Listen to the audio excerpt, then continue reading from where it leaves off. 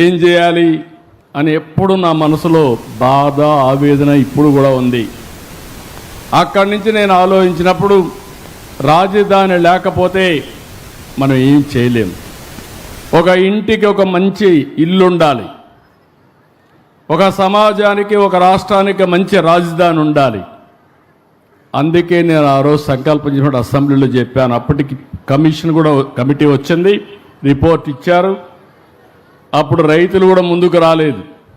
నేను ఆ రోజు మొట్టమొదటిసారిగా ఆలోచించింది 25 పార్లమెంటుకు సెంటర్ పార్లమెంటు గుంటూరు. తంబురూలు ఇది. ఎవడైనా అర్థం కాకపోతే అర్థమయ్యేట్టుగా చెప్పాలంటే ఒకే మాట, రాష్ట్రానికి నడిబొడ్డున రాజధాని అదే గుంటూరు జిల్లాలో అమరావతి. ఇటు పోతే 14, ఇటు వస్తే 14. చిన్న పిల్లలను కూడా ఎక్కడ రాష్ట్రానికి సెంటర్ అంటే నేరుగా వేలు అక్కడికే పోతుంది. అవునా కాదా? మీరే ఆలోచించండి. సంకల్పం బాగానే ఉంది, కానీ ఎట్ట కట్టాలి? నేను కూడా గుంటూరులో లేకుంటే విజయవాడలో ఒక 50 ఎకరాలు తీసుకొని ఒక సెక్రటరియట్ కట్టేయచ్చు, మామూలుగా ఉంటుంది. కానీ భవిష్యత్తు ఏంటని ఆలోచించినప్పుడు నాకు అనిపించింది దీన్ని ఒక మహానగరం చేయాలి. ఏ విధంగా చేయాలని ఆలోచించినప్పుడు మొట్టమొదటిసారిగా మేము మాట్లాడుతూ ఉంటే నారాయణ గారు మేమందరం ల్యాండ్ పూలింగ్ అనే కాన్సెప్ట్ వచ్చింది. రాజధాని నిర్మాణంలో రైతుల్ని భాగస్వాములు చేస్తే ఎట్లుంటుందని. చాలా బాగుంటుంది, ఎవరున్నారు కనుక్కోండి, ఎవరు వస్తారో కనుక్కోమన్నాం. అప్పుడు వస్తే విజయవాడ, గుంటూరు, మంగళగిరి, ఒక పక్కన అమరావతి ప్రాంతం. అక్కడ ఆలోచించినప్పుడు రైతాంగానికి ఆలోచనిస్తే మీరందరూ ముందుకు వచ్చారు. దేనికోసం వచ్చారంటే నేను సైబరాబాద్ నిర్మాణం చేయకపోయి ఉంటే మీరు వచ్చేవాళ్ళు కాదు, నా మీద నమ్మకం ఉండేది కాదు.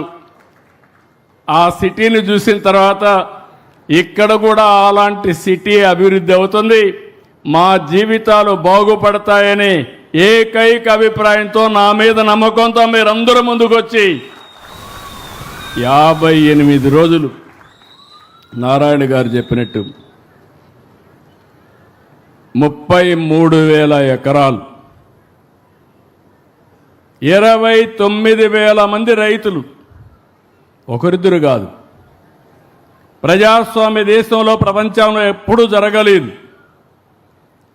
అలాంటి వినూత్నమైన స్ఫూర్తికి కారకులైన అమరావతి రైతాంగానికి మరొక్కసారి శిరస్సు వంచి మీ పాదాభివందనం చేస్తున్నాను. మీరు లేకపోతే ఈ రాజధాని లేదు. 19 అన్నీ కూడా ఇవన్నీ ప్లాన్ చేయడం, నేను ఏది చేసినా కూడా చాలా బాగుండాలని కోరుకుంటా.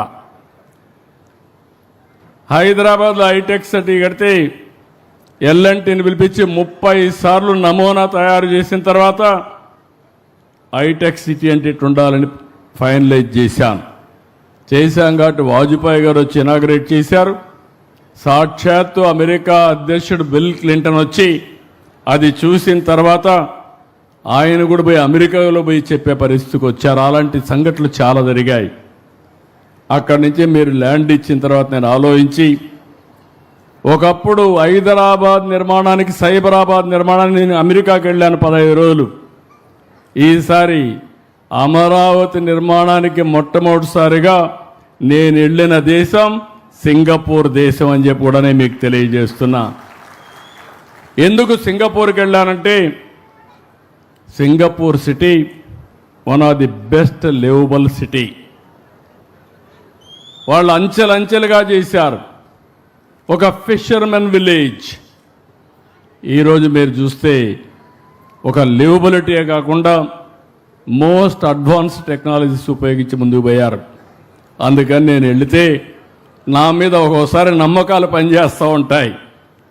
నా మీద నమ్మకంతో నేను అడిగాను, మీరు రిపోర్ట్ ఇవ్వాలంటే ఒక ప్రాజెక్ట్ రిపోర్టు అంటే మొత్తం మాస్టర్ ప్లాన్ తయారు చేయాలంటే చాలా సమయం పడుతుంది. రెండోది నేను టెండర్ పిలిస్తే దానికి ఇంకా ఎక్కువ సమయం పడుతుంది, వేరే మార్గం చూపించమంటే పర్వాలేదు, మీరెప్పుడు మాకు మిత్రుడిగా ఉన్నారు, మీ మీద విశ్వాసం నమ్మకం ఉంది, అందుకనే ఒక్క రూపాయి తీసుకోకుండా మాస్టర్ ప్లాన్ డీటెయిల్స్ తయారు చేస్తామని సింగపూర్ గవర్నమెంట్ క్యాబినెట్లో నిర్ణయం చేసి మనకు ఆ పని చేసి పెట్టారు. అలాంటి వాళ్ళపైన 1924లో మీరేగా సఫరర్స్. ఈవెన్ సింగపూర్ గవర్నమెంట్ కూడా వీళ్ళ యొక్క వేధింపులకు గురయ్యే పరిస్థితికి వచ్చింది. అక్కడి నుంచి మామూలు కన్సల్టెంట్ నేను ఆలోచించాల. నేను టోక్యోలో కన్సల్టెంట్ పెడితే ఆయన ఏదో ప్లాన్లు తయారు చేశారు, అవి చూస్తే నాకు నచ్చలేదు. కడాన నేను ఇప్పుడే నారాయణ గారు ఉన్నారు, నార్మన్ ఫాస్టర్ కన్సల్టెన్సీ. ఇక్కడ చేసే సరిగా చేయకపోతే అందరిని రమ్మంటే రాలేరు కాబట్టి 4 రోజులు వాళ్ళ ఆఫీసులో 3-4 రోజులు వాళ్ళ ఆఫీసులో కూర్చొని ఉదయం నుంచి సాయంత్రం వరకు పని చేయించి ఇప్పుడు మనం తయారు చేసినటువంటి assembly, high court and hour towers, administrative towers, ఇవన్నీ కూడా ఐకానిక్ బిల్డింగ్స్ అన్ని క్రియేట్ చేశాం. దానికి కూడా నెగతాళి చేశారు. ఇవన్నీ కూడా గ్రాఫిక్స్ అని.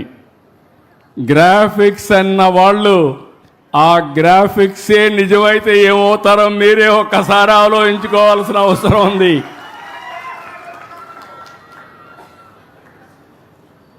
ఇప్పుడు ఇక్కడికి వచ్చినప్పుడు నేను ప్రతిరోజు 2 నిమిషాలే దేవుణ్ణి ప్రార్థిస్తా,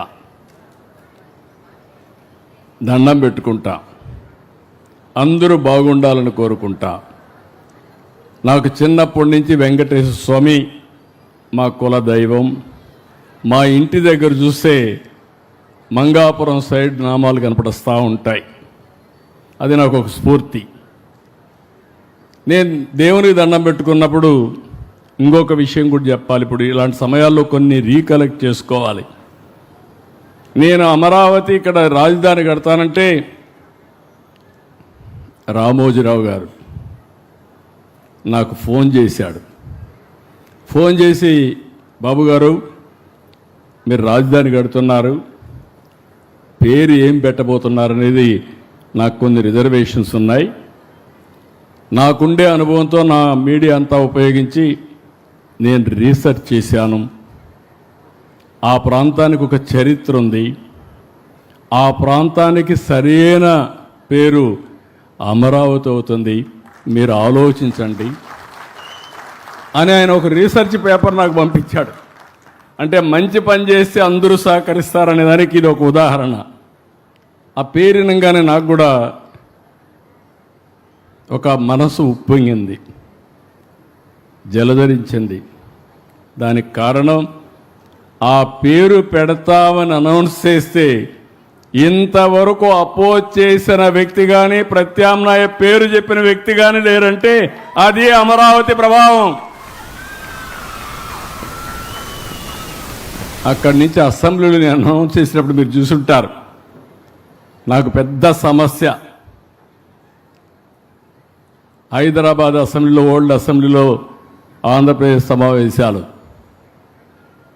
నేను ఆ సమావేశాలు అనౌన్స్ చేస్తే అడ్డం పడాలంటే నేను ఆ రోజు ఆలోచించి ఏ ప్రాంతానికి ఏ విధంగా చేస్తానో, సైబరాబాద్ నిర్మాణ అభివృద్ధి జరిగిన తర్వాత కొన్ని అనుభవాలతో ఏదైతే అభివృద్ధి వికేంద్రీకరణ జరగాలని అన్ని జిల్లాలకు ఏమేం చేయబోతానో ఒక బ్లూ ప్రింట్ ఇచ్చాను. ఆ రోజు మాట్లాడిన మాటలు ఆనాటి ప్రతిపక్ష నాయకుడు, ఇప్పుడు ప్రతిపక్షం కూడా లేదు, అది వేరే విషయం.